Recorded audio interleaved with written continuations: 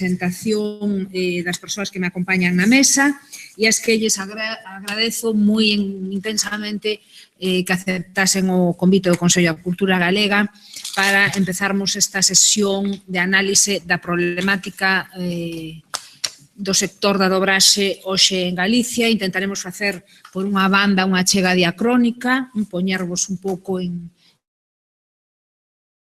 de nova, e creo que remataremos cun análise máis de corte, se me permitide, sindical, de un pouco de bullar a problemática real do sector hoxe, e polo medio, xurdirán temas colaterais de algún xeito, non? Ben, polo tanto, sin máis dilación, presento as persoas que me acompañan na mesa, que identificades polos seus cartéis, que son, empezando pola dereita,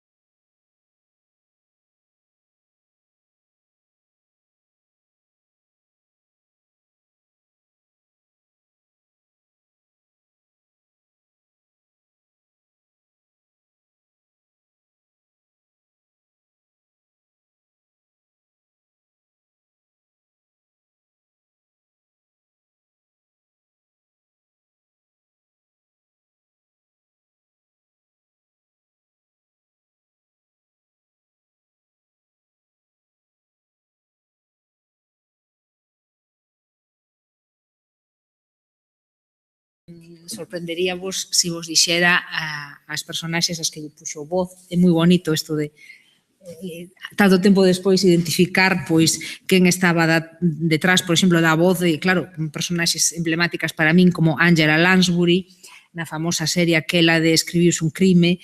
Supoño que outras persoas máis novas identificaríades outras voces. Ana Isabel Maciñeiras é unha das socias fundadoras de A Pradoga, que é a asociación profesional que reúne os profesionais da dobraxe en Galicia e que ten tamén unha longuísima traxectoria defendendo, de alguma maneira, a profesión e os lexítimos intereses dos actores, directores, axustadores, adaptadores de texto que desenvolven a súa actividade profesional neste sector, o sector da dobraxe en Galicia. Por lo tanto, xa non enredo máis, cedolles a eles a palabra, espero que teñamos ocasión, se se axustan os tempos previstos, de abrirmos despois un debate, que se non, en todo caso, tamén pode ter continuidade despois da segunda sesión da tarde. Sin máis, Xerardo, tes a palabra e reiterolles os tres as grazas por aceptar este convite. Bueno, ante todo, quero pedir desculpas anticipadas polo que diga ou por o meu PowerPoint caseiro que vou empregar, porque moitas das cousas que digo xa son vellas no meu repertorio. Así que se me repito, pídolles desculpas á concurrencia. Para min a dobraxe, como todo o que ten que ver coa lingua galega, está relacionada co prestixio. E o prestixio está íntimamente relacionado coa hexemonía lingüística, como ben sinala Klaus Boch.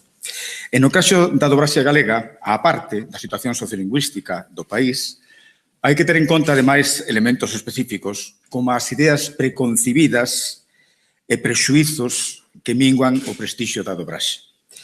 Dicía Candice Whitman, despois de estudar a dobraxe en España, Alemanha e Francia, que resultaba irónico que un campo profesional con tanto potencial, cunha exposición tan ampla en todos os niveis dunha sociedade e con tanto poder para influir e promover a comprensión, a conciencia da xente, fora tan subestimado e incluso desprezado. Segundo esta autora, o orgullo desmedido daqueles que miran por riba do ombreiro as traducións pros medios de masas, e iso é a dobraxe, subtitulado, debería ser rexeitada como unha noción equivocada do que constitúe a arte e o seu efecto na sociedade. Permítaseme aquí un exemplo tirado da práctica. Evidentemente, hai moitísimos exemplos.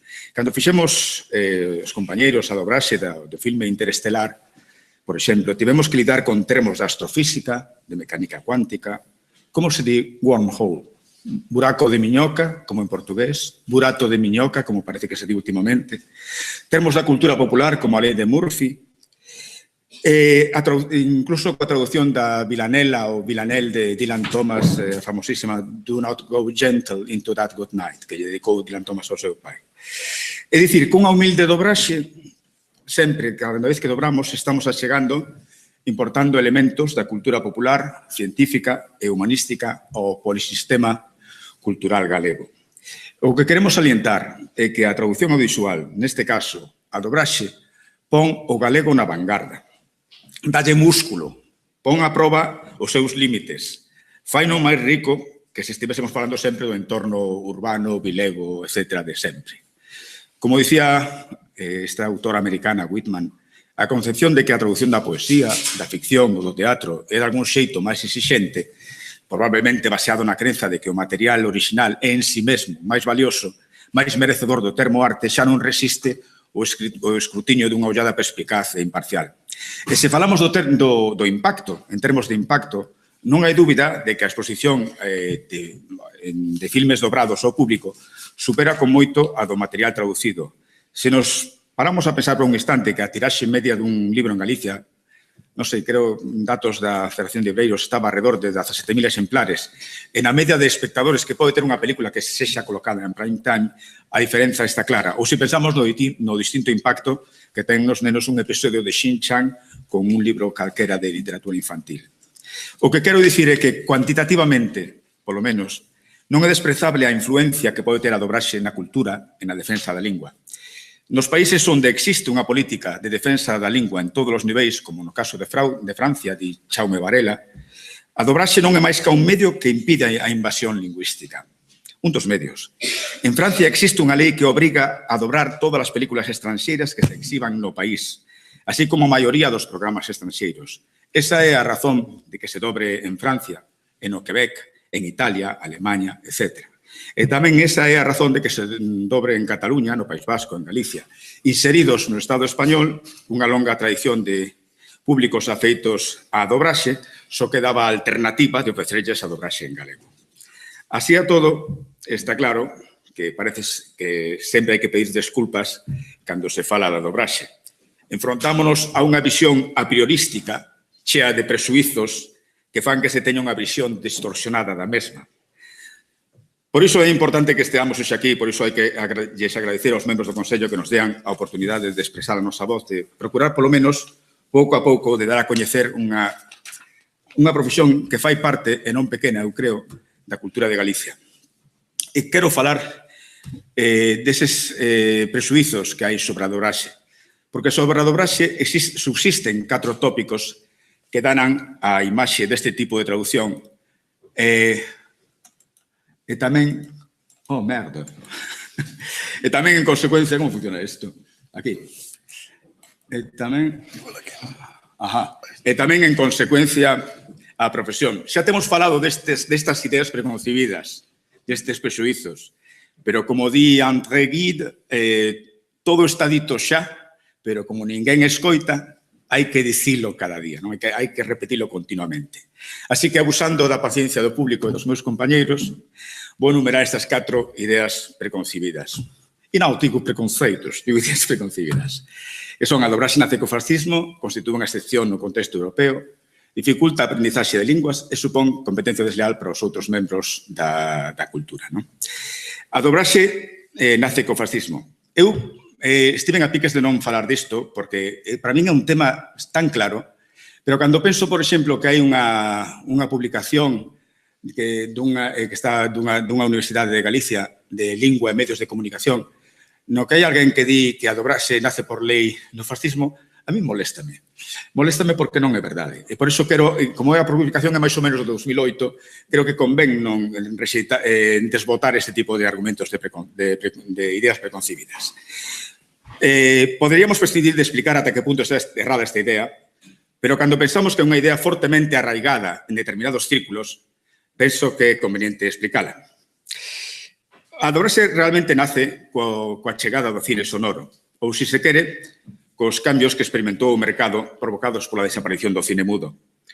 Jorge Luis Borges foi testemunha da orixe da dobraxe nos mesmísimos momentos en que aparecía o son, e así o deixou dito no seu arquicoñecido ensaio publicado no 1932. Hollywood acaba de enriquecer ese vano museo teratológico por obra dun maligno artificio que se denomina doblaje. A cuestión non era trivial para unha industria americana que dominaba o mercado internacional do cine desde a Primeira Guerra Mundial e que actuaba como un verdadeiro oligopolio en todo o mundo. Coa introducción dos filmes falados, os grandes estudios de Hollywood tiveronse que enfrontar a problemas de venda das súas producións. Como todos sabedes, como todos vostedes saben, os filmes mudos tiñan un carácter internacional e reemplazar os intertítulos que estaban nunha lingua por outra era sinxelo. Pero coas películas faladas, a historia xa non se trasladaba só visualmente, senón tamén a través de diálogos nunha lingua extraña para o espectador. Cando se desaparece ese que se ten chamado por investigadores como Génico, Chaume, entre moitos outros, Esperanto Universal, os públicos alemáns, franceses, españois, empezan a queixarse. En Francia se di «parlez notre langue», etc.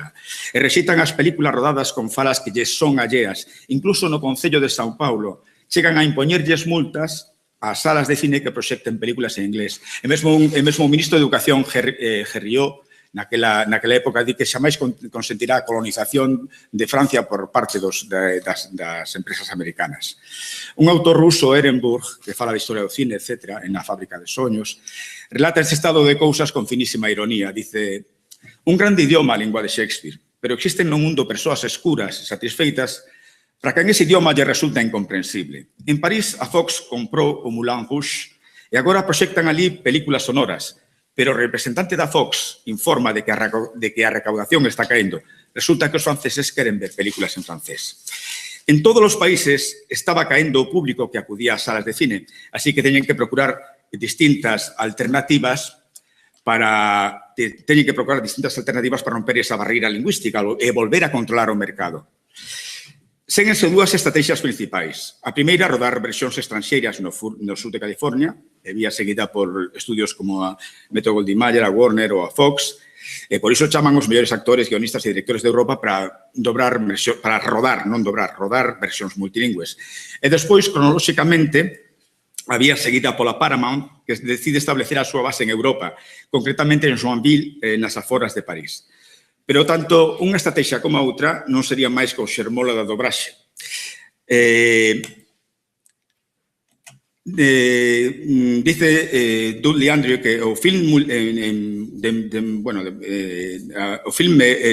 rodado en moitas linguas era só un proceso de protodobraxe que iba a dar lugar necesariamente á tecnoloxía da dobraxe. O que ocorre é que esas dúas estrategias non han funcionado en termos financeiros. Estamos nunha época de depresión económica. Hai pouco que se produciu o crash do 29 e os cálculos que fixeran os grandes estudios de Hollywood non responden á realidade. Ni sequera a táctica ideada por Zukor de compartir custes en Joinville chega para recuperar os investimentos. Por unha banda, ocorre que, a continuación, que por unha banda a tecnoloxía da dobraxe experimenta unha mellora significativa que a fai moito máis barata. Razón pola que a finais do 1931 os monopolios de Hollywood recorren definitivamente a esta alternativa. E por outra banda, hai que ter en conta os enormes ingresos de dúas versións dobradas de Minville o italiano e de Trade Horn o francés, que acabaron por convencer os empresarios do cine de que era necesaria a dobraxe. En consecuencia, a Metro-Goldwyn-Mayer deixou de producir versións multilingües a principios de 1932. E a continuación, a Paramount viría a facelo o mesmo convertendo Joinville no seu centro de dobraxe para Europa. Hollywood sempre tivo presente a conquista do mercado internacional.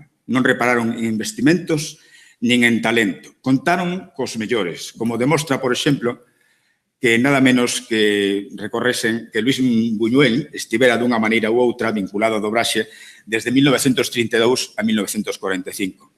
En efecto, a Paramount contratouno nos estudios de dobraxe de Joinville nos períodos 1933-1934 En Madrid traballou para a Warner Brothers de 1964 a 1965, onde levaba a supervisión de toda a dobraxe, e despois para o Museo de Arte Moderno de Nova York, onde traballou na dobraxe e reedición de versións españolas de documentais, e finalmente volveu a Hollywood, onde foi contratado como produtor e xefe executivo do Departamento de Dobraxe ao Español para a Warner Brothers no período 44-45.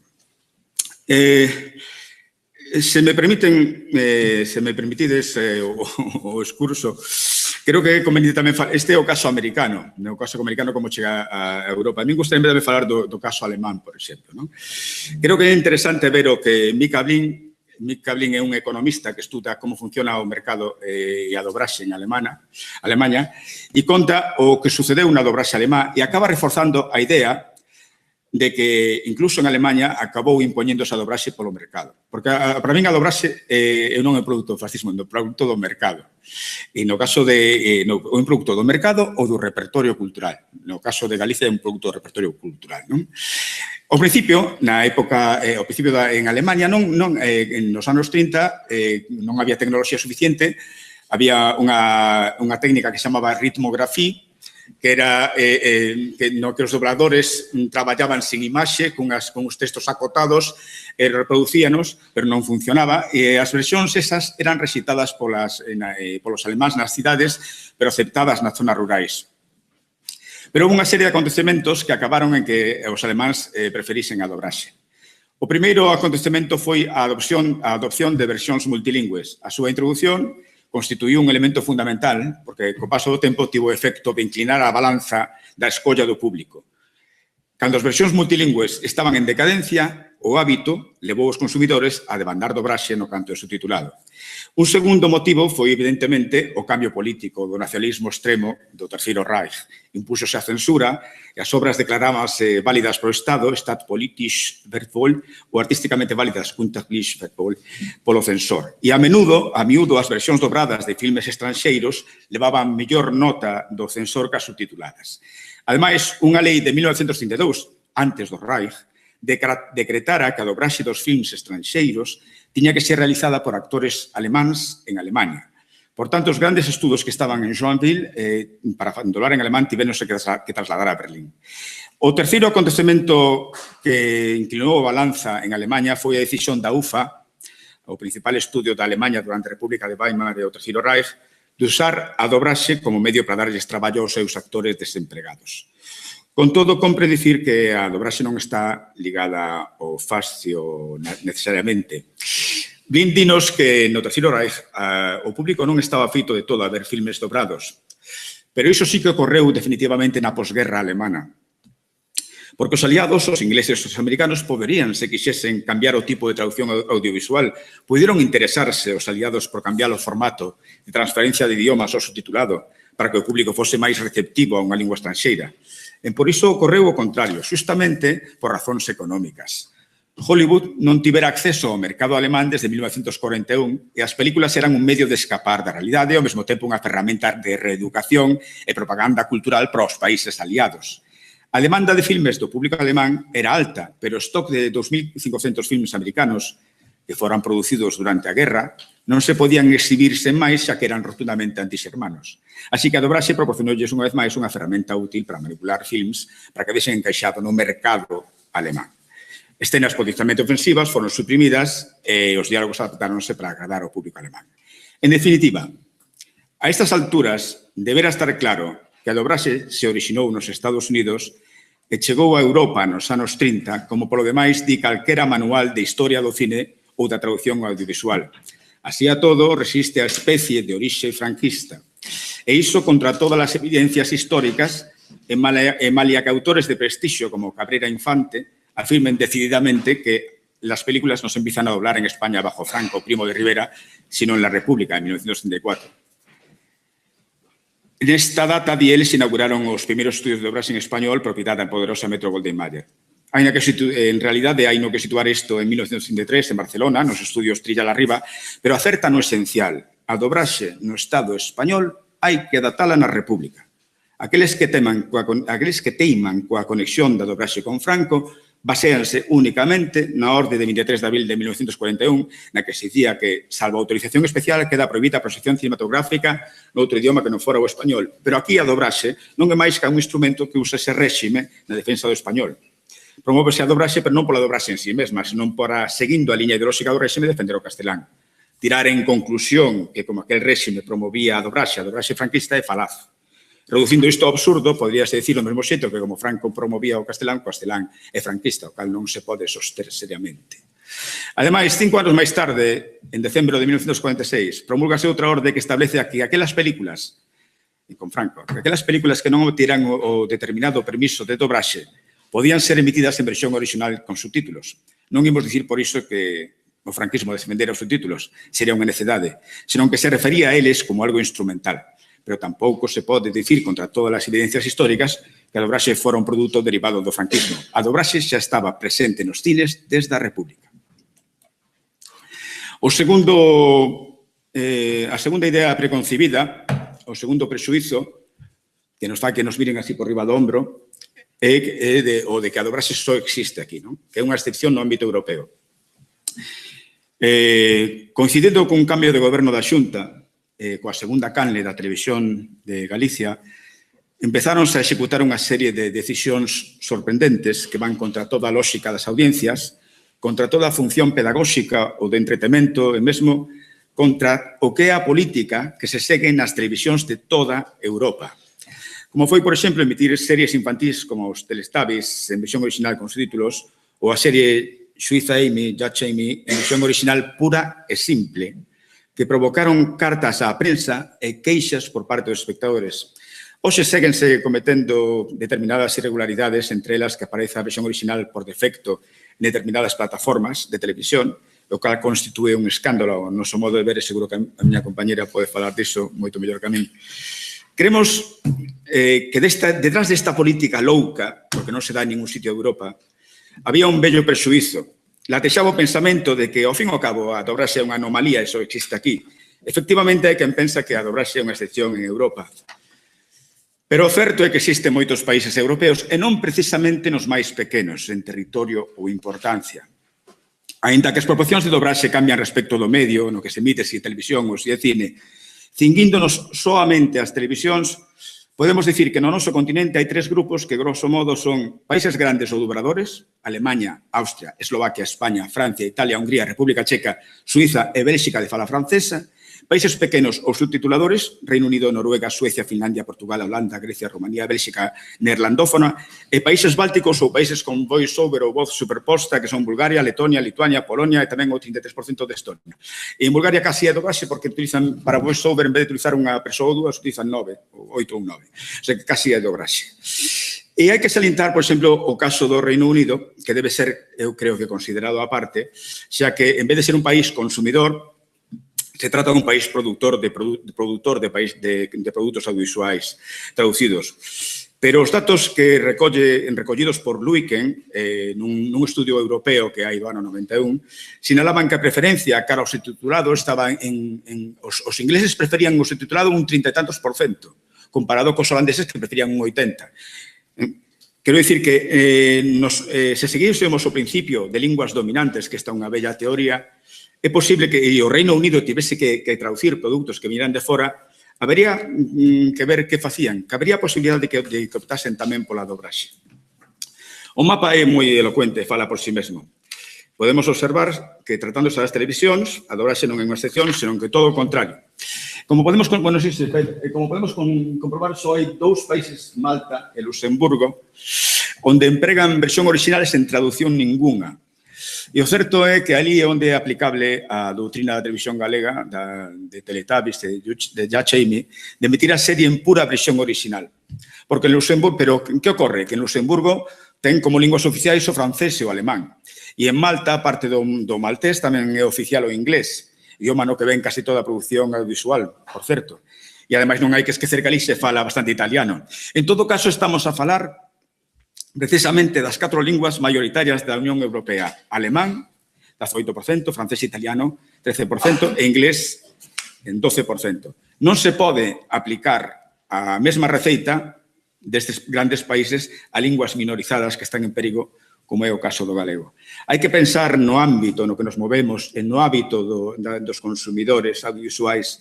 Galicia está inserta nun territorio de longa tradición dobradora e empregar solucións válidas para o rico ducado de Luxemburgo ou a alegre illa de Malta aquí é un suicidio cultural. Aquí estamos insertos no Estado español, nun territorio dobrador. O espectador que quere ver unha película dobrada non se lle pode dar unha película subtitulada e moito menos unha película en versión original, porque o seguinte que fará e o que fai, claro, é acudir a unha versión dobrada en español. Hai que darlle polo menos as dúas versións. Resulta que este é un estudio de 31 países europeos encargados pola Comisión Europea. E resulta que neses 31 países europeos, estes son datos, isto non son elucubracións. Resulta que nestes 31 países europeos, en todos eles, os produtos infantís son dobrados. Varía a franxa de idade entre os 8 e 12 anos, pero a ningún responsable das televisións europeas se lle ocorreu ese desmando cognitivo e pedagóxico de ofrecer versión original ás audiencias infantís. A televisión de Galicia constitúe, con esta ousadía, a verdadeira excepción no territorio europeo. O caso paradigmático dos Teletubbies co que iniciábamos este apartado merece estar incluído dentro da terceira falsa idea da que imos falar de seguido, porque o argumento, mellor dito, que deu, a resposta que deu a Televisión Galega foi que a Galega 2 tiña unha programación experimental e consideraba interesante estimular aos nenos no uso dunha terceira lingua. Dado este pensamento da Televisión Galega, que podemos denominar máxico, compre ver se con datos se a dobraxe é un atranco para aprender linguas, que esta é unha idea absolutamente que está nas masas, pero non se corresponde coa realidade. A dobraxe, aquí temos os países con menos coñecemento de linguas estranxeiras. Nun artigo que apareceu no Frankfurter Allgemeine, titulado A arte da sincronización, o autor, tal Markus Engelhardt, dicía que calquera pode observar andando polo mundo que non en todos os países onde se emiten películas en versión original falan as persoas as linguas estranxeiras como os discípulos de Xesús en Pentecostés. Sostiño o autor que non cría que a dobraxe tivese efecto ningún na aprendizaxe de linguas e poñía como exemplo a Grecia. Como veremos, os datos empíricos danlle a razón. Pódese afirmar, isto é un pouco de broma, non, apelando ao sentido común, que a produción audiovisual en versión original non dá contra o que di certo pensamento trilingüe, maior capacidade para aprender linguas. Un espectador pode sentar horas e horas diante da cadea Al Jazeera, que, aínda que bote tantos anos como botou o Sanero escoitando o canto do paxariño no mosteiro da Armenteira, non vai aprender árabe. Nunha escola oficial de idiomas, a media de horas son 150, 150 anuais. Imaginade a cantidad de horas que ten un dobrador ao longo do ano. Son como miles de cursos de escola de idiomas. Se ver películas en versión original, e isto se poden facer estudios, pero non se fan estudios disto. Oye, xente que faga sociolingüistas que vayan, pregunten aos dobradores cal é o seu coñecemento, etc. Se ver películas en versión original dera coñecemento de linguas, un grupo profesional como nós, os dobradores, que levan 30 anos traballando co inglés, vendo traducido, repetindo as estructuras con cada frase no seu contexto, dominarían esa lingua. Así a todo, a realidade desmenta a ficción. Os dobradores hoxe saben tanto inglés como hai 6 lustros. Non damos aprendido o mellorado inglés, non nos sabíamos antes. Outra cousa é que se coñezan unhas estruturas básicas do idioma e aí sí que a aprendizaxe pode progresar. Antes eu decía pode progresar exponencialmente, agora xa creo que pode progresar simplemente co elemento audiovisual. De todas maneiras, é certo que estamos afeitos ao hilo tópico de que os portugueses son moi bons coas linguas porque teñen legendaxe, non dobraxe. Pode ser. O caso é que habría que preguntar aos brasileiros que si teñen dobraxe ou dublaxe, como lle chaman eles. Podemos preguntar aos brasileiros se son bons en idiomas ou non. O que si é certo, o que din os fríos datos, é que segundo os estudos feitos a nivel europeo, non hai base algunha para tirar esa conclusión. En primeiro lugar, segundo os datos do Eurobarómetro Especial 243, que os meus compañeros, por desgracia, xa coñecen, dos europeos e as súas linguas, comprobamos que os españois que teñen dobraxe, están 2 puntos por riba dos portugueses que teñen subtitulado en coñecemento de linguas estranxeiras. Segundo estes datos recollidos por este Eurobarómetro, os países con menos coñecementos, isto era a imaxe anterior, pero bueno, os países con menos coñecementos de linguas estranxeiras son Irlanda, con 66%, Reino Unido, con 62%, Italia, con 59%, Hungría, Portugal, que tamén é dobradora, e España. O que importa como veremos despois, non son as películas, senón é o ensino. En Inglaterra, no Reino Unido, a lingua estranxeira é optativa, non está no currículo, non está. E por iso, como non está no currículo educativo, eles teñen menos dominio, bastante menos dominio. Bueno, repito, disculpa, aparecen neste contexto as nacións das Illas Británicas liderando o descoñecemento de linguas estranxeiras malia ser países subtituladores. Evidentemente, a razón é que son países que teñen a lingua que domina a produción audiovisual no mundo. Son países produtores, por así dicilo, e non parece ter tanta necesidade de aprender as linguas, xa que nin sequera é materia obrigada no currículo escolar. O que está claro é que hai máis razóns de todo tipo, sociolóxicas, políticas, económicas, colonialismo cultural. Hai un profesor da Universidade de Copenhague, Henrik Gottlieb, que fala do colonialismo inglés a través dos procesos de subtitulado, e eu creo que ten razón. Casi todas as ideas grandes de políticas que hai hoxe en día en España, no Estado español, oh, Dios.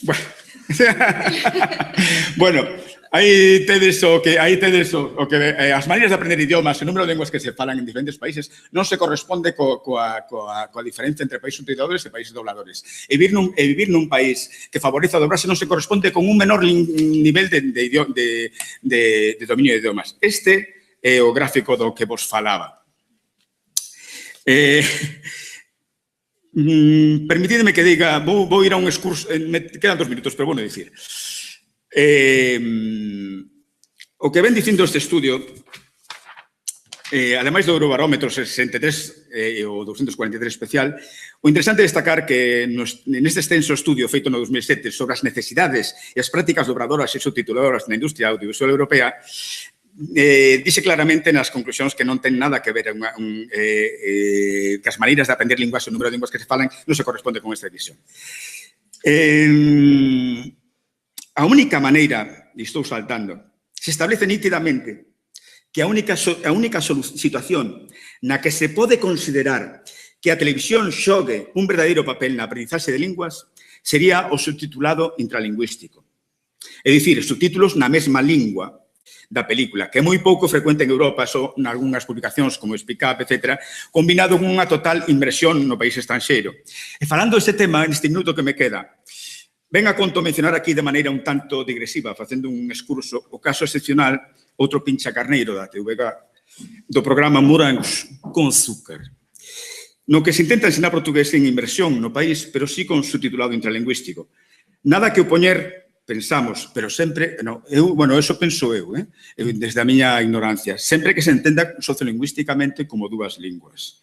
Non imagino a televisión catalá emitindo unha serie en occitano ou unha televisión india emitindo en urdu, pero todo pode ser. Eu creo que esa serie suscita moitas preguntas. Debémonos render e facer, como dicía Rodríguez Lapa, do portugués a nosa lingua culta? O galego debe subsumirse xa no portugués? Debemos clausurar a Academia Galega, pechar a TVG, o Consello Galego? Estamos dicindo outra vez que o galego non vale? Seremos outra vez analfabetos na nosa lingua? O modo de ver como paisano non existe ese continuum dialectal. Para min a fronteira é un feito real. Eu paso dun lado a outro e hai unha fronteira. Son a mesma lingua. Hai diferenzas de todo tipo, fonéticas, morfosintácticas, semáticas, ata pragmáticas. É suficiente para falar de linguas? Aquí estamos confundindo, hai un tema que é de intelixibilidade de linguas, que quen pensa que é unha lingua intelixible con outra, son o mesmo idioma. Non é así. Non é así. Podemos falar do noruego, do danés, etc. E se queredes falamos das normativas do noruego. A atitude, vou citar, antes de que se acabe a cousa, 2 citas de Clara Azevedo Maia, que dice: que di, a atitude científica que assenta na análise estrutural do galego e do português só permite considerá-los como duas línguas muito aparentadas, mas duas línguas contudo diferentes. E Fernández Rey di, na actualidade, desde o punto de vista estritamente lingüístico, as dúas marxes do Miño falase o mesmo idioma, pero os dialectos miñotos e transmontanos son unha conjugación dos falares galegos cos que comparte trazos comuns que os diferencian, etc. etc. Hai no actual occidente peninsular dúas linguas modernas con diferencias fonéticas, morfosintácticas e léxicas que non poden impedir a interconversión. O que di Fernández Rey é que sociolingüísticamente son dúas linguas distintas. Dúas linguas distintas. Eu creo que ese é un nivel, eu non digo que non sexan a mesma lingua, pode que o sexan. Eu deixo eso para os especialistas en filoloxía románica. Pero eso non se lle pode dar, ese debate non se pode lanzar así, sen máis, ao público galego. Eso é o que penso. E supoño que xa me acabou, non?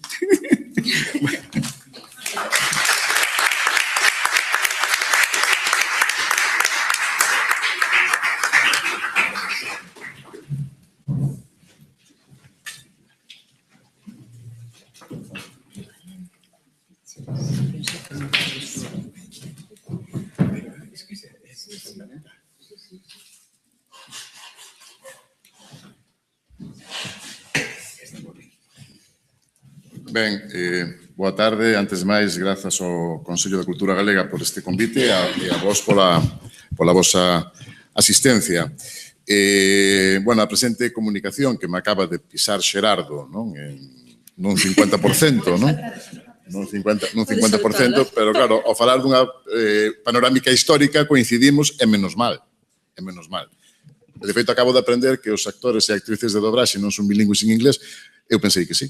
De tantas horas que vedes en inglés é nada. Bueno, pois, na miña comunicación, o que quero é un pouco dar conta dos procesos de nacionalización e de normalización, porque, bueno, nós sempre que vivimos aquí en Galiza, non, pois falamos da normalización lingüística, pero claro, como lle chamamos a normalización lingüística que fai o Estado ou os Estados para a erradicación das outras linguas que teñen? Porque a mellor tamén a fan. Entón, pois, bueno, pois comezarei, ou tiña pensado comezar cunha perspectiva histórica, non, do nacemento desta técnica audiovisual alá polos anos 20 en Europa e rematar, non, un pouco coa dobraxe nas diversas canles televisivas con lingua propia, non?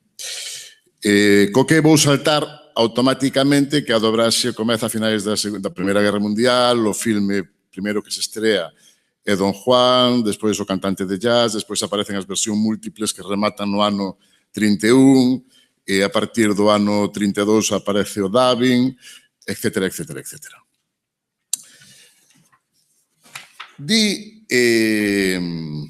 Di Rodríguez que o termo nacionalización debe entenderse como un proceso consciente levado a cabo polas elites políticas e cultural dos estados para expandir e asimilar entre a población dos seus territorios unha serie de símbolos co obxectivo de transformar os seus habitantes en cidadáns dun novo entramado colectivo político identitario como é o Estado-Nación.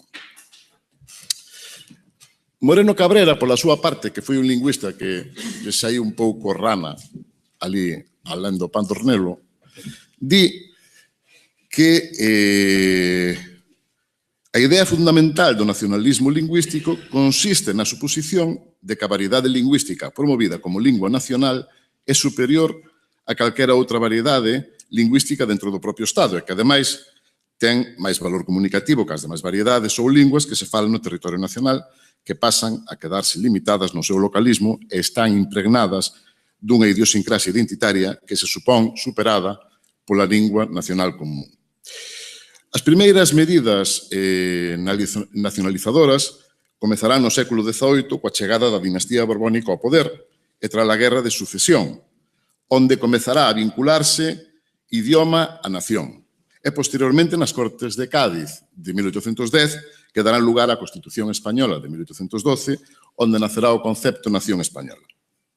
Porén, a presente comunicación vaise, bueno, pois para a presente comunicación realmente ten en conta o período, non, a partir, non, da ditadura de Primo de Rivera, por ser aquel no que se marca un pouco o nacemento, non, do cine sonoro realmente en Europa.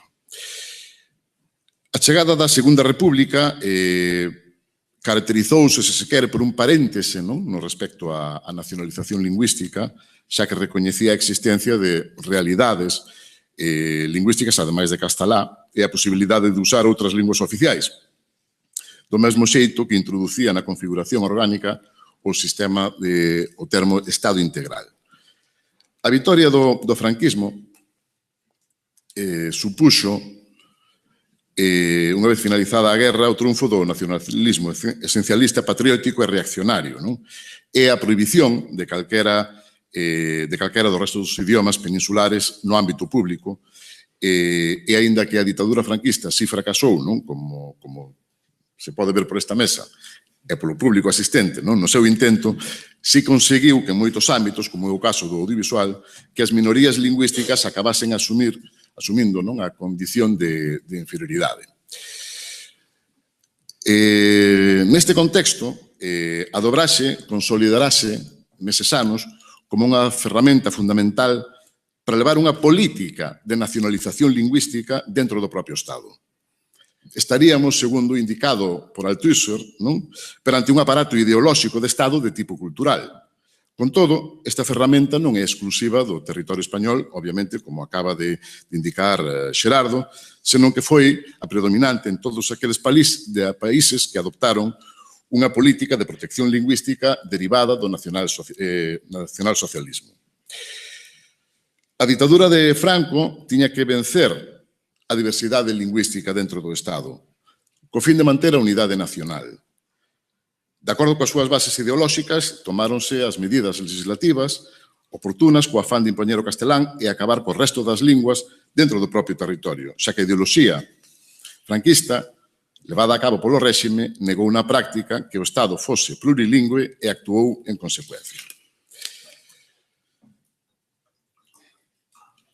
O Departamento de Cinematografía daba a consigna no ano 1940 de que todas as películas deberían estar dialogadas en castelán, prescindíndose de dialectos. Ávila apunta no ano 97 que resulta evidente que Franco nunca ignorou a importancia que o cine tiña para moldear a mente dun pobo. Vou pasar, obviamente, pola orde do 23 de abril de 41 que xa mencionou Xerardo, é que realmente esta orde durou 5 anos ata o 31 de decembro do 46. O tema é que neses 5 anos, aínda que pareza mentira, o espectador xa se fixera a escoitar os actores estranxeiros no seu propio idioma. Deste xeito, e malia finalizar a obrigatoriedade da dobraxe, a partir de mediados dos anos 40, consolidarase a profesión. O 28 de outubro do 58 comeza a súa andaina na televisión española e o férreo control da programación provoca por parte das autoridades censoras, propiciou un dominio absoluto da posta en escena do discurso televisivo e, polo tanto, do doutrinamento cultural do pobo a través deste medio.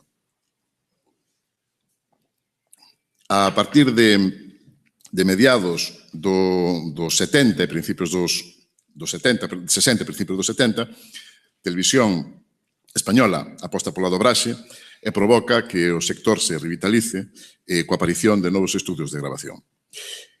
A partir do ano 82, as canles públicas de televisión autonómicas comezarán a dobrar nas súas respectivas linguas cun obxectivo eminentemente normalizador. E agora vou, a falar do outro aspecto que é o da normalización lingüística e que creo que é o interesante para este ámbito no que estamos hoxe.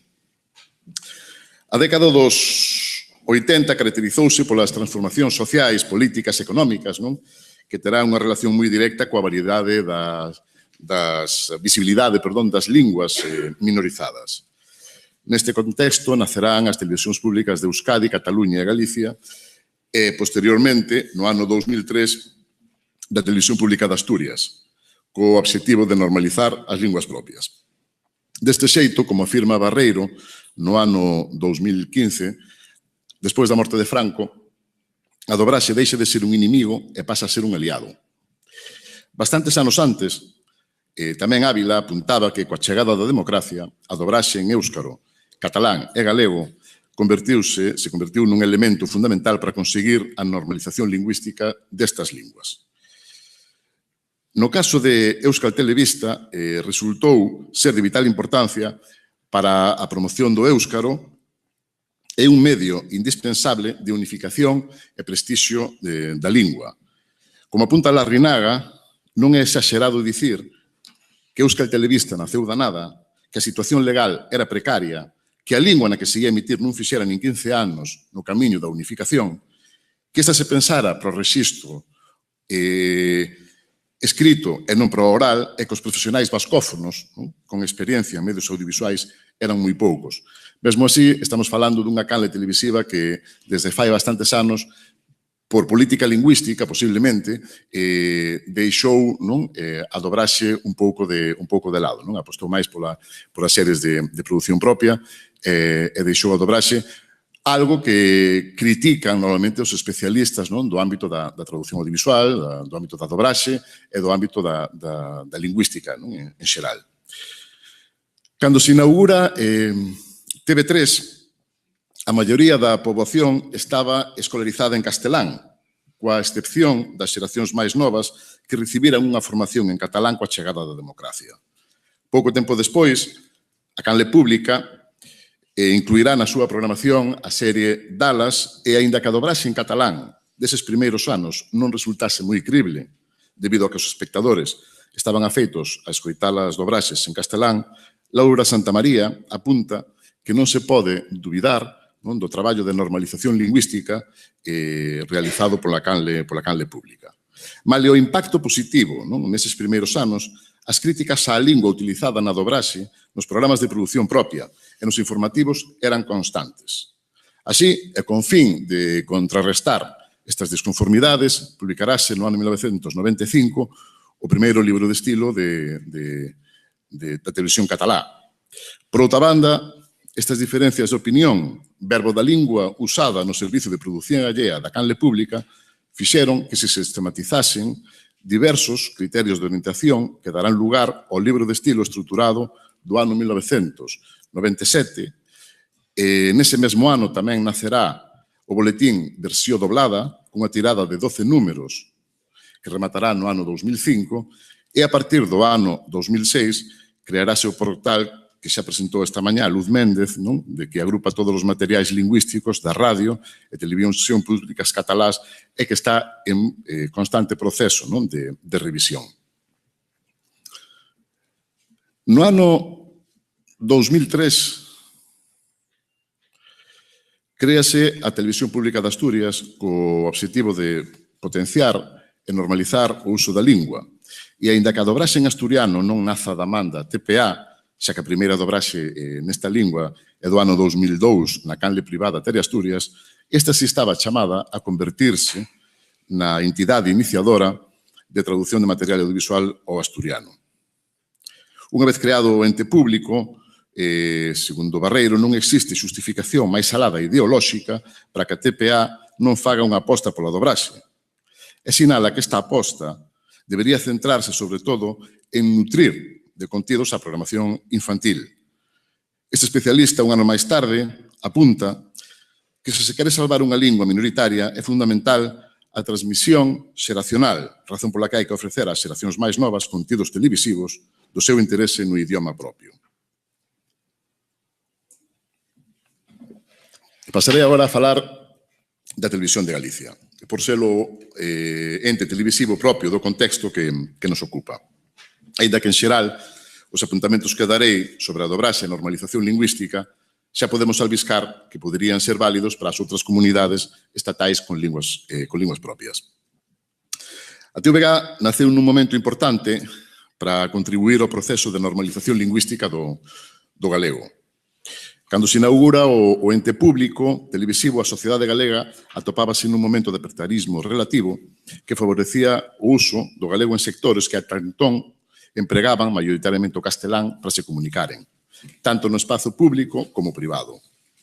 Como apunta Soengas, para reforzar as tendencias dese momento, por primeira vez os galegos tiñamos un referente importante, a Radio Galega, e a Televisión de Galicia, uns medios creados nos que se amosaban, sobre todo a televisión, que o noso idioma tiña as mesmas posibilidades comunicativas que calquera outro idioma e que en Galicia nos podíamos desenvolver perfectamente empregando únicamente o galego para calquera tipo de actividade sen recorrer ao castelán. Este especialista segue argumentando que o desenvolvemento das tecnoloxías e da comunicación posibilitaron a chegada da televisión a zonas illadas e de baixo nivel cultural que pensaban que na cidade só se falaba castelán e que o galego só valía para desenvolverse no ámbito rural. Unha falacia inculcada durante décadas de represión para favorecer o uso do castelán como idioma dominante. A TVG tamén favoreceu o uso do galego en núcleos ou sectores nos que se empregaba pouco porque se consideraba que era un idioma de segunda categoría. Así pois, a través da nosa televisión todo o país puide comprobar que o galego non era un idioma marxinal que só falaban os labregos, ao tempo que se demostraba que na cidade tamén se podía vivir perfectamente sen necesidade de falar en castelán. De feito, unha simple telenovela, considerada un produto menor, favorecía que os galegos e as galegas escoitasen a súa lingua nos diversos contextos. Non podemos obviar a contribución que estas series tiveron no proceso normalizador da nosa lingua, mesmo que só sexa polo seu volume. Outra cuestión diferente é pensar se está ben ou non que o noso proceso normalizador conte con este tipo de axudas. Mas a realidade non se pode cambiar. Estas telenovelas existiron na nosa grella e foron vistas por unha parte importante da nosa sociedade.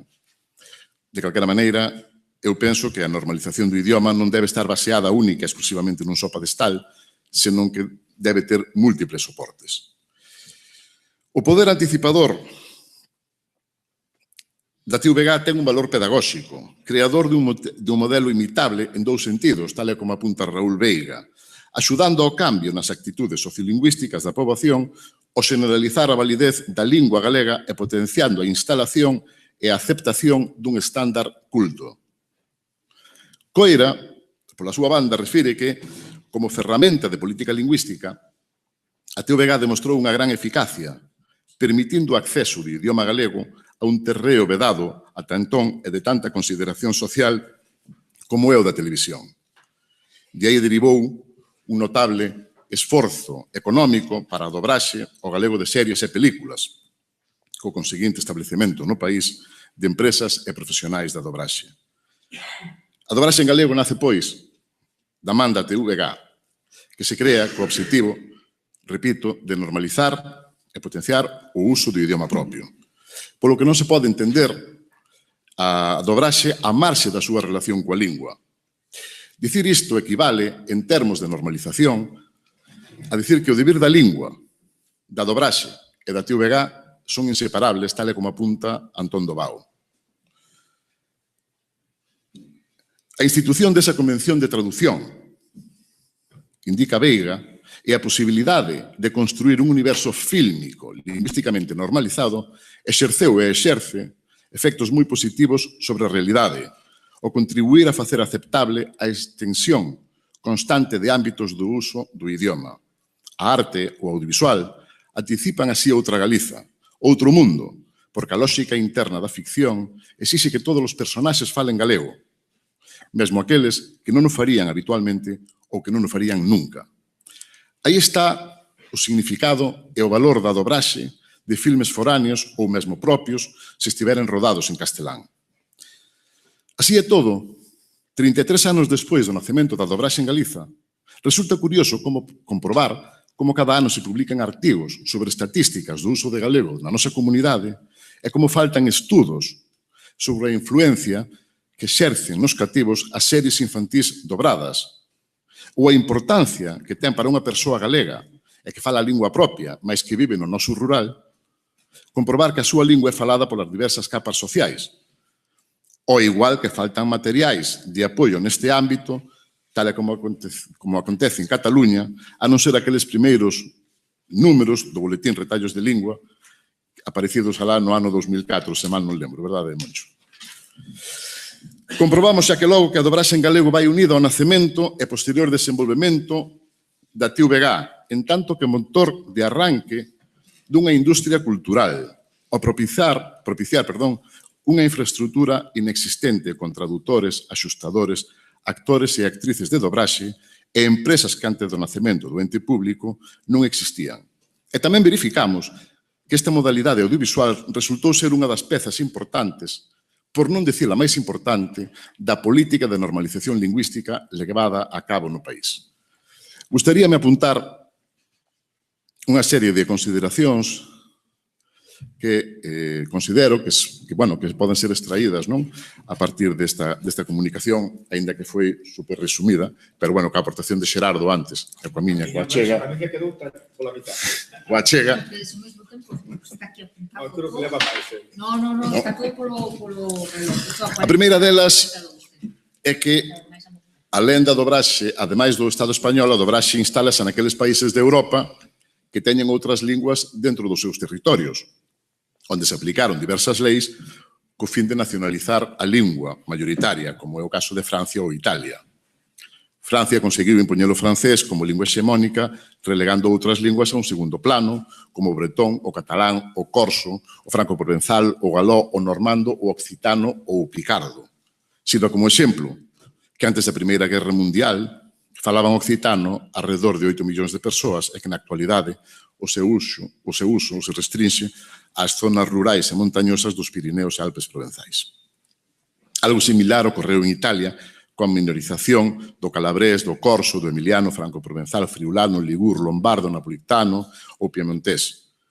Considero que unha das razóns polas que Portugal non optou pola modalidade dobradora foi porque o portugués non corría perigo dentro do propio Estado, xa que a lingua mirandesa nunca supuxo un risco para a lingua maioritaria estatal.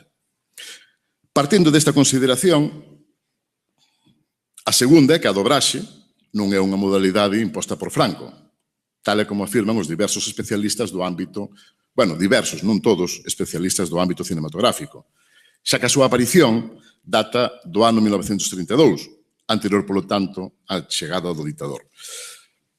Aínda que considero fundamental que a opción da dobraxe se impón pola vontade de incrementar as ganancias por parte de certos sectores da industria cinematográfica, creo que a verdadeira razón de elección obedece a razóns de raíz sociocultural, ideolóxica e lingüística, pois o feito diferencial lingüístico será determinante na difusión dunha conciencia nacional. A terceira dá conta da importancia da dobraxe na normalización lingüística das linguas propias do Estado. Pódese comprobar que as comunidades autónomas do Estado con lingua propia non quedan á marxe do proceso de normalización que as televisións públicas ofrecen. Deste xeito, as canles públicas de televisión foron e seguen sendo un dos principais instrumentos para desenvolver unha determinada política lingüística en comunidades nas que, debido aos case 40 anos de ditadura, o idioma estivo relegado a un segundo plano. Así, un dos logros das televisións autonómicas con lingua propia foi a institución da Convención de Dobraxe, vencendo as resistencias diglóxicas a poder de horas de emisión de ficcións que precisaron o deseño de modos de falar para situacións e personaxes que só tiñan un referente en español. Por outra banda, e a modo de conclusión, gustaríame indicar que a dobraxe, en tanto que actividade económica que forma parte dun sistema cultural, resultou ser unha importante fonte de ingresos económicos nas comunidades anteriormente indicadas, do mesmo xeito que foi un instrumento de comunicación social que contribuiu a modelar a identidade cultural das mesmas. Moitas grazas.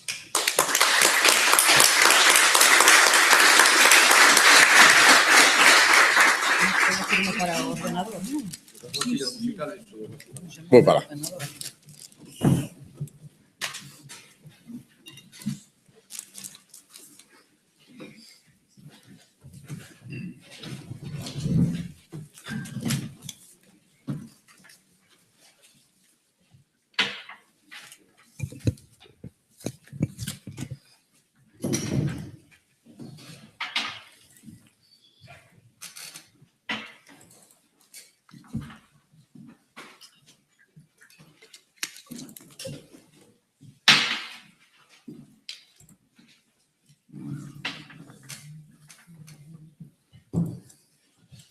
A ver, como se pon isto todo total, que non vou agora topado. Pero non vexo presentación. F5. F5. Ben, xa está. Bueno, pois moi boas tardes a todas e todos. Agradecer ao Consello que organizara estas xornadas, que dende logo fan moita falla, hai que repetilas máis veces, polo menos para vernos. Xa os compañeiros pisaron algo, nos vamos pisando todos un pouquiño, porque o tema é recurrente, non? Eu, en principio, estou aquí para falar un pouco da situación do sector da dobraxe en Galicia como representante de Apradoga. Apradoga, para os que non coñecedes, é unha asociación de profesionais da rama artística da dobraxe de Galicia. Entón, aquí teño un pouco das finalidades de Apradoga. Bueno, aquí vexe ben, non teño as gafas. En donde vemos que Apradoga é unha asociación profesional sen ánimo de lucro da que forman parte actores, directores e axustadores adaptadores de texto que desenvolven a súa actividade laboral no sector da dobraxe de Galicia. Somos membros concienciados sobre os diferentes problemas que afectan o entorno laboral. Pretendemos promover cantas actividades contribúan a mellorar a nosa cualificación como profesionais, xa que estamos determinados a conseguir un futuro dentro da nosa profesión e ter unha profesión con futuro. Para levar adiante esta arela, impulsaremos a consecución do noso recoñecemento como colectivo profesional que cumpre unha función social prioritaria, xa que unha dobraxe de calidade contribúe de xeito imprescindible á defensa, apoio e normalización do idioma galego. Son a fins da asociación a promoción da defensa da imaxe pública do traballo dos asociados, impulsando cantas actividades contribúan á súa mellora profesional. Organizáronse as xornadas de dobraxe lingua, traballo nas aulas e obradoiros de dobraxe lingua, igual que tamén se colaborou con moitas das actividades organizadas por outros sectores nacionais. Vemos xa máis ou menos o que é a Apradoga e agora imos a pasar o que sería o cabalo de Troia. O sector da dobraxe en Galicia, en galego, adoece dunha dependencia absoluta da TVG, dependencia que a propia TVG propiciou no seu momento fundacional, cuxa programación se nutría case exclusivamente de ficción dobrada e que mantivo, se ben con reduccións de horas de programación, ao longo dos 3 seguintes décadas. Iso permitiu formar profesionais especializados e empresas de traducción audiovisual e a consecución de modelos de referencia lingüística axeitados. No caso da dobraxe, un pouco esta frecha verde que temos aquí, a tradición audiovisual está totalmente e estivo sempre controlada pola Televisión de Galicia, polos servicios lingüísticos da Televisión de Galicia. Para destacar a potencia da televisión autonómica, isto xa dixo Xerardo, o dos libros, ímolo dicir outra vez porque nunca sobra, non? Por destacar a potencia da televisión autonómica como instrumento normalizador, basta reparar nun dato. A tirada media dun libro en Galicia en 2007 era de 1.643 exemplares. A tirada dunha película dobrada nese ano multiplicaba por 100 esa cifra. E segundo fose o filme e cunha programación axeitada, podía multiplicarse por 200 ou 300. Se multiplicamos estas audiencias polos 365 días, podemos facernos idea do potencial do instrumento. O Plan Xeral de Normalización Lingüística, no artigo 20 da Lei de Normalización Lingüística do ano 2004, aprobada por unanimidade no Parlamento de Galicia, establece como deber para a Xunta de Galicia o fomento da dobraxe e a subtitulación. A propia Real Academia Galega considera que o estándar de uso público da lingua galega establécese mediante o concurso de diversos axentes que contribúen ao seu prestixio e valoración social. Neste sentido, o labor dos equipos de dobraxe en galego é fundamental para a consolidación dun estándar correcto. Entendemos que o actual nivel alcanzado polos nosos dobradores é altamente satisfactorio e está a operar sobre os receptores como un modelo de referencia positiva. Non o puiden evitar. Logo de ver as posibles excelencias da TVG, se programara con cabeciña, Non é de extrañar que nacesen programas como o Xabarín, que se converteu nun fenómeno social con máis de 100.000 socios, e a autodenominada Xeración Xabarín. Por cento, creo que cumpre 23 anos, non, o Xabarín? 24. A dobraxe hoxe segue a ser a pértega máis efectiva na que asentar o proceso normalizador desde o ente autonómico. Corporación, digamos agora, mellor, non? Sen que a súa función poida suplirse con concursos, programas de temática fixa ou programas de humor. A nosa comunidade conta cun poderosísimo instrumento para colaborar co esforzo normalizador que debe quedar fora do disenso político. A pesar de que quedou máis que demostrado que o labor dos equipos de dobraxe en galego é fundamental para a consolidación dun estándar correcto ou formal, e a importancia lingüística que posúe a emisión de películas de cine e series dobradas, pasamos de ser un piar importante da TVG a ser ignorados e relegados case á extinción. Aquí fixen unha pequena historia do Xabarín, no ano que nace, como funcionaba a nivel cultural. É curioso ver as páxinas do Facebook no 2010, que foi cando se retira, saía con 42.054 gústame e con 41.255 seguidores. Agora, na actualidade, data de hai 2 días, os gústame son 438 e os seguidores 447. Se cadra ten que ver algo coa programación, coa grella, co que aí se emite. Bueno, aí queda.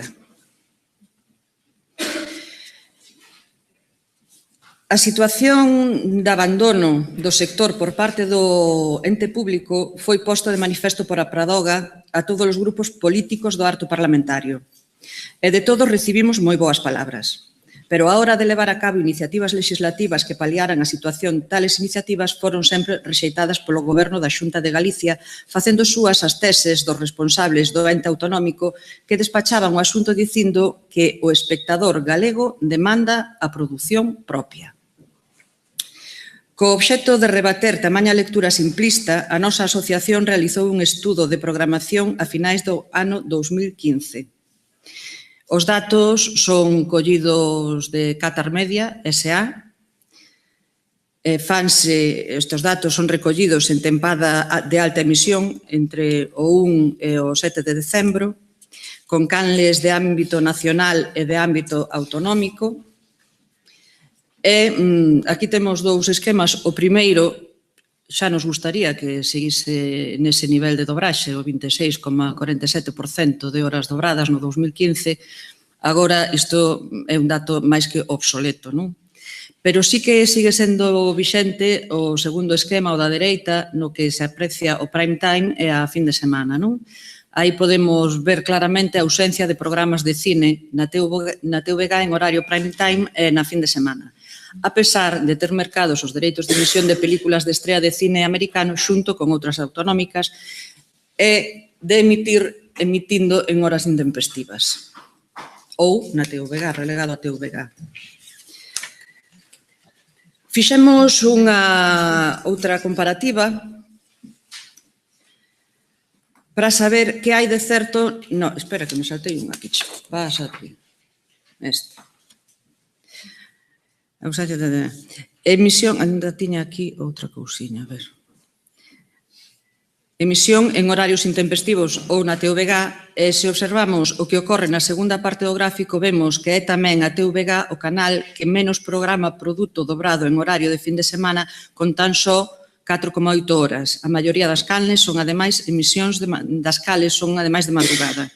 O 80% do total de horas emitidas dobradas pola TVG corresponden a reposicións. Correspondían nesta época. Agora nin reposicións, nin novas.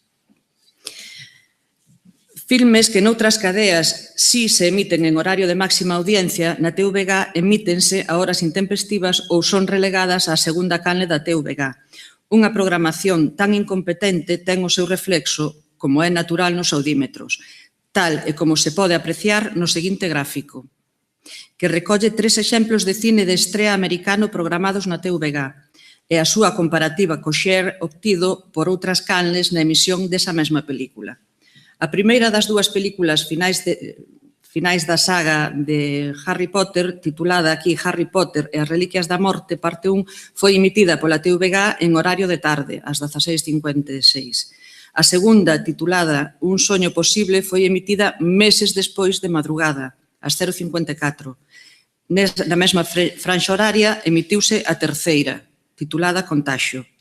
Nos tres casos, tanto Telemadrid como TV3 e Antena 3 programaron as súas emisións en horario de prime time no programa habitual de cine e con promoción.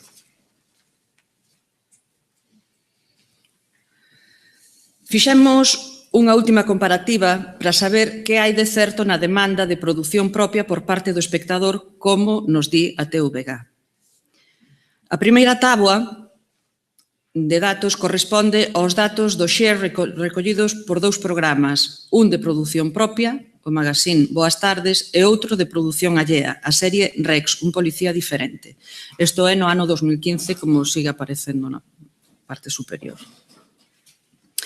Durante a semana analizada na franxa de tarde, pois ben, é o certo que a serie consegue mellores share que o programa de produción propia, chegando incluso a dobralo, cousa certamente impresionante se temos en conta que a serie é reposición e vai pola media dúcia de pases. A segunda táboa recolle os datos de audiencia dunhas das series senlleiras da TVG, Serra Moura, reputadas como de máis éxito e que a TVG emite en prime time. Repite a emisión cunha diferenza de 15 días na segunda canle da TVG, tamén en prime time. A observación da diferenza entre os datos das dúas emisións chamaronos a atención, polo que decidimos ampliar a serie de datas para saber se era unha diferenza puntual ou unha tendencia consolidada. Como se ve na segunda táboa, a tendencia é consolidada e permite saber o que gusta a produción propia. É de probado éxito segundo a súa emisión na primeira canle. Cando é tratada como a produción allea con falta de promoción na segunda canle e sendo reposición, os resultados falan por si mesmos.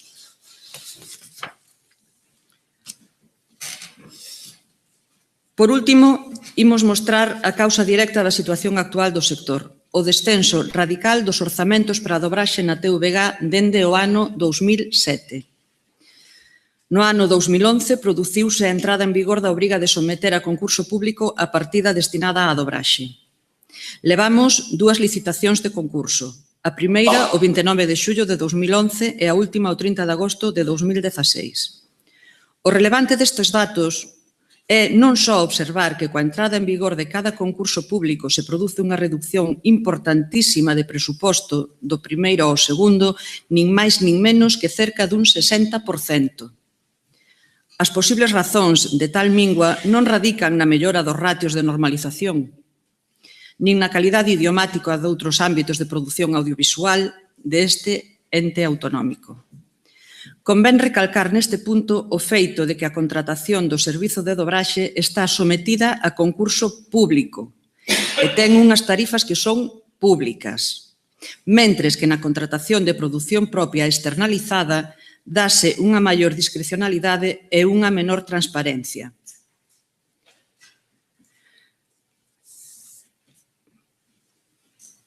Bueno, creo que non é necesario que me pare nos datos, non? E un pouco, concluindo o dito ata agora, o que vimos neste estudo que realizou a Pradoga, o mantra da demanda de produción propia por parte do espectador é unha lectura simplista, ademais de falsa. A ausencia de programas de cine dobrado na TVG en horario prime time e na fin de semana está clara. Dos datos, obsérvase un interese nulo en atender á pluralidade social galega, convertendo o que debera ser unha televisión con vocación xeral e normalizadora nun instrumento programador de festas, verbenas e orquestras que expulsou do seu target a toda a mocidade e xuventude, precisamente aqueles aos que máis debe mirar, segundo a Real Academia Galega. A contratación de servizo de dobraxe está sometida a concurso público e ten unhas tarifas que son públicas, mentes que na contratación da produción allea externalizada dase maior discrecionalidade. Repito, por se acaso non se escoitara antes. Nula promoción do cine na TVG. Redución sistemática dos presupostos e, ademais, tal como poñen de manifesto as empresas, prácticamente en ningún dos exercicios se chegaron a gastar as cantidades orzamentadas. E un absoluto descontrol na programación. Aquí estamos xa na situación actual da dobraxe. Estamos un pouco de loito, como podedes ver. O sector da dobraxe en Galicia e en galego adoece dunha dependencia absoluta da TVG, dependencia que a propia TVG propiciou no seu momento fundacional, cuxa programación se nutría case exclusivamente de ficción dobrada e que mantivo, se ven con reducción de horas de programación, ao longo de 3 décadas. Iso permitiu formar equipos e empresas de traducción audiovisual nun primeiro momento e a consecución de modelos de referencia lingüística axeitados. Pero dende hai uns anos os volumes de contratación reducíronse drásticamente até deixar as empresas ao límite da viabilidade. As empresas do sector argumentan que as marxes dos produtos son exiguas e que as ofertas que fixeron para acadar o estatus de provedor non se poden manter con este tipo e volume de traballo. Isto vou explicar un pouco porque non é o mesmo unha serie de debuxos animados que se cadra ten 15 personaxes que unha serie de debuxos que teña 2. O beneficio é superior, non? Entón, é o que se refiren as empresas cando falan do tipo de material que se lles envía a dobrar. O problema empresarial repercute, obviamente, no traballador. O colectivo de traballadores do noso sector, que na parte artística se rexe por contratación diaria, vive a dureza máis extrema da precariedade. Esgótanse as prestacións por desemprego e os subsidios, e o futuro é incerto.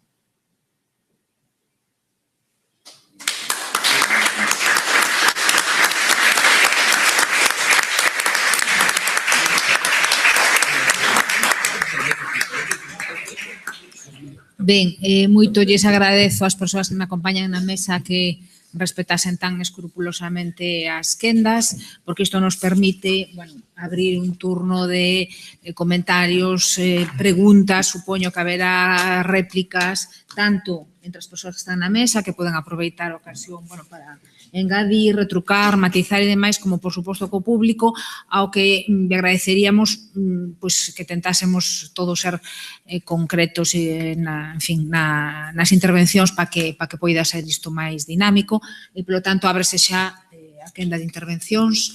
Se ides levantando a man, pois Óscar aquí o primeiro, polo de agora.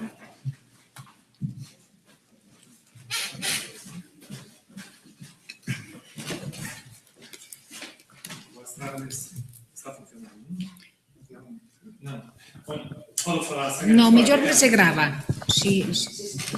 Está funcionando, vale, agora sí. A raíz da fala do profesor Xerardo estaba pensando, porque realmente inconscientemente sempre lle botamos a culpa ao dobraxe de que non saibamos idiomas ou de que non pronunciemos ben en inglés estas cousas. Eu xa tive en contacto con colegas na USC que eran de Portugal e aparentemente pronunciaban mellor. Polo que eu entendín da fala, probablemente hai un déficit no noso sistema educativo de forma xeral, na forma como se ensina a lingua inglesa ou outras linguas estranxeiras na escola, no segundo grau, etc. Porque, pola miña experiencia neste país, falta moito do uso oral desas linguas, non? Tanto da habilidade de falar como da habilidade de escoitar. Eu supoño que se esa parte educativa se fixera mellor, que non habería tanto este debate ou este problema, porque poderíamos usar as linguas de forma máis eficiente. Despois, relacionando coa cuestión que dixo Xoán Montero, o nacionalismo, ás veces non nos damos conta do nacionalismo centralizador versus o nacionalismo periférico, non? Entón, me parece que é importante esa cuestión do nacionalismo centralizador tamén, visibilizalo. E, por último, pois, lamentar a situación comentada agora por Ana Isabel da Pradora e preguntarlle, neste último caso especificamente, como vos relacionades coas outras modalidades de traducción ou de adaptación audiovisual, por exemplo, subtitulación ou este tipo de subtitulación xa adaptada para persoas xordas, etc. Non? Porque cada técnica é unha específica, pero digamos que todo fai parte ou todo forma parte do mesmo ecosistema. Non sei quen queres que che conteste, Tío, que a miña, vale, por alusións, eu digo simplemente un estudio que está feito e non hai outro. Hai dous estudios, un de Luiken, que é do ano 1991, e outro encargado pola Comisión Europea, nada menos, no 2007. E ese estudio está feito con datos de 31 países. Ahora, unha cousa se creen os datos ou non. Son datos exhaustivos feitos con falantes de 31 países. Non nego que os teus compañeros portugueses teñan un bo acento inglés, pode ser. Pode ser que sexa pola televisión, pode ser por recibir os títulos, ou pode ser pola súa educación, porque están ben educados, porque teñen unha educación superior, están na universidade, e pode ser por iso. Non o sei. De feito, os resultados do estudio ese o que din é que é a educación nun 60% nunha das estatísticas, nun 60% é como se aprende un idioma, coa educación. Por eso os ingleses son os peores en coñecemento de linguas estranxeiras en Europa. Por qué? Porque non teñen no currículo do bacharelato, non teñen lingua estranxeira, se colle ou non. E logo sí que tens razón que o inglés, o problema do inglés está na educación, evidentemente, porque eu creo que se dá dunha maneira horrible. Quero dicir, hai un fracaso absoluto do ensino do inglés no Estado español, como tamén creo que hai un fracaso absoluto do ensino do galego en Galicia. Quero dicir, despois de 30 anos, que a xente fale como se estuvera falando rumano, eso non ten sentido. Me explico, unha cousa é que falen ou non falen, pero cando falen despois de ir a clase durante todo un bacharelato que falen balbuceando, eso non ten sentido. Eu creo que todos somos culpables. A ver, todos temos a nosa cota, que todos temos que aprender, pero tamén aos profesores, o ensino galego lle corresponde unha cota desa situación na que estamos, creo. Quería contar unha. Eu é que discrepo totalmente de que a subtitulación sirva para a aprendizaxe de linguas, pero radicalmente. De feito, é demostrable. A escoita dunha lingua estranxeira, para ser efectiva, ten que ser activa. Do momento que hai subtitulación, a escoita é totalmente pasiva. Entón, de feito, podémoslo comprobar cada un de nós, vendo unha película subtitulada, que automáticamente estamos máximo 3 minutos en escoita activa e automáticamente ou non disfrutamos do filme, que pode ser, ou senón automáticamente pasamos á subtitulación. No caso de Portugal, o caso de Portugal non é que hai xente que ten bon nivel de inglés, mellor, peor, e de todo. O que pasa é que o portugués ten unha fonética das máis interesantes e das máis complicadas de Europa. Obviamente, ter unha fonética moi boa facilita a aprendizaxe de linguas estranxeiras. No caso do galego, a fonética non é comparable ca do portugués, por exemplo. Non é comparable. Pero realmente eu estou convencido que a escoita ten que ser totalmente activa. E cando unha persoa escoita unha película en versión original, de feito está pasando a día de hoxe, na actualidade, hai unha porcentaxe elevadísima de persoas entre 16, 17 e 25 anos que maioritariamente ven as series en inglés subtituladas e eu non creo que teñan mellor nivel de inglés que as xeracións anteriores. Podo dicir unha cousa, só unha cousa. No estudio ese dice que únicamente se entende que o subtitulado funciona cando é un subtitulado intralingüístico, é dicir, unha película en inglés con subtítulos en inglés, que é como a revista de Speak Up, que ves, ou como é en galego Morangos con azúcar, que ves o portugués e despois a lexenda en galego.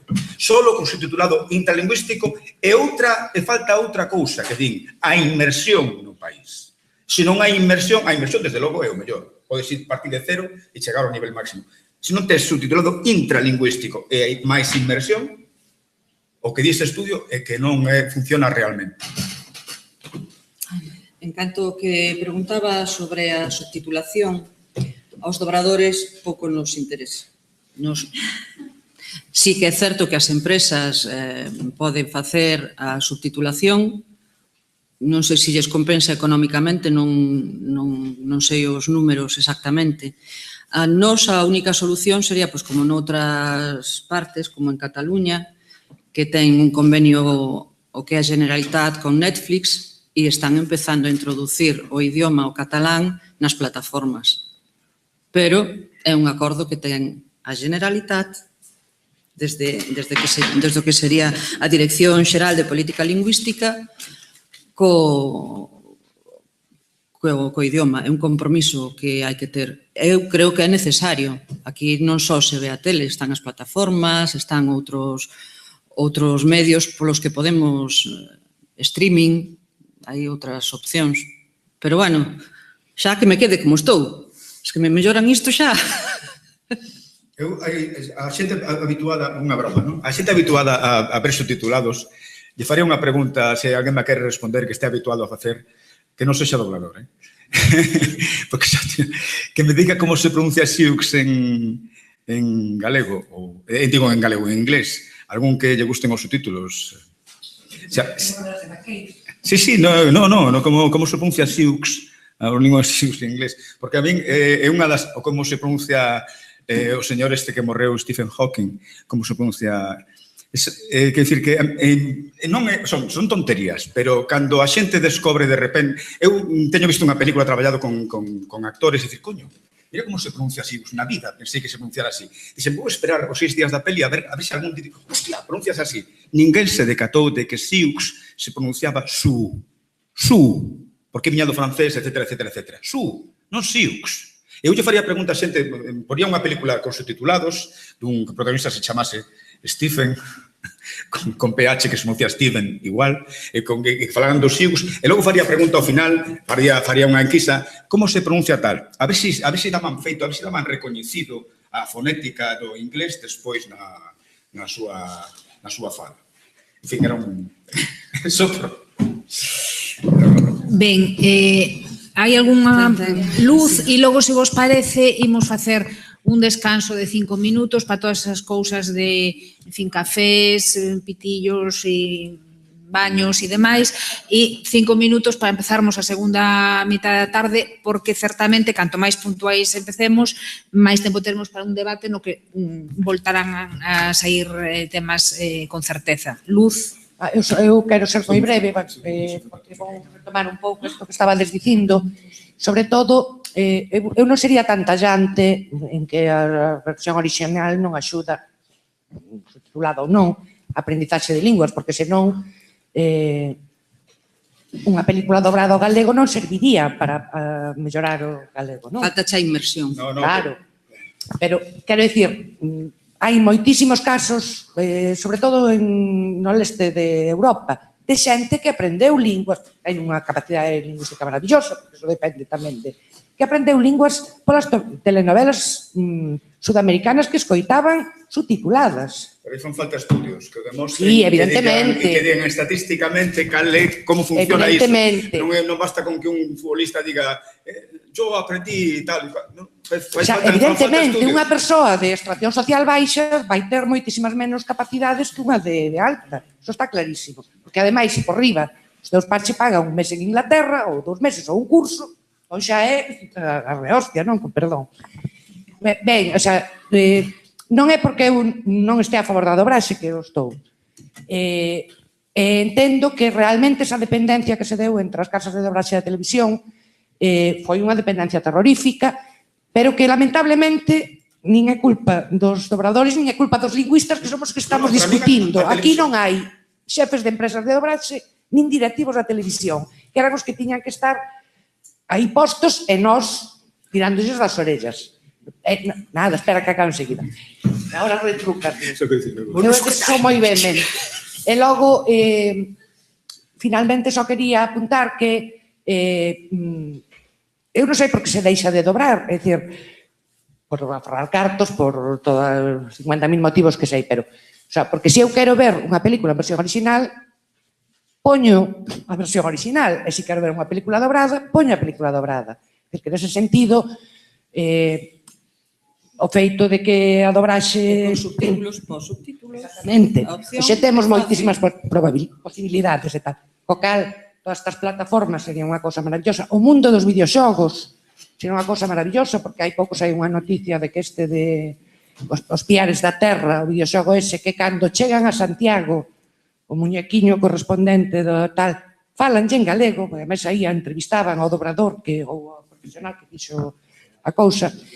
E con respecto aos Teletubbies, tal, simplemente quería apuntar que a xente portuguesa, sobre todo a de, eu que sei, 40 e pico, bueno, non sei, é que líome un pouco co rollo das cidades, pero eu teño amigos portugueses de 40 e pico anos que aprenderon inglés porque os sentaban diante da televisión con 3 anos, cos debuxos animados subtitulados, e non lles quedaba outra que entender. Logo chegaban á escola e tiñan, estaban cunha inmersión no inglés que ningún neno daqui ten. Con eso non quero dicir que todos os debuxos animados teñan que estar en inglés.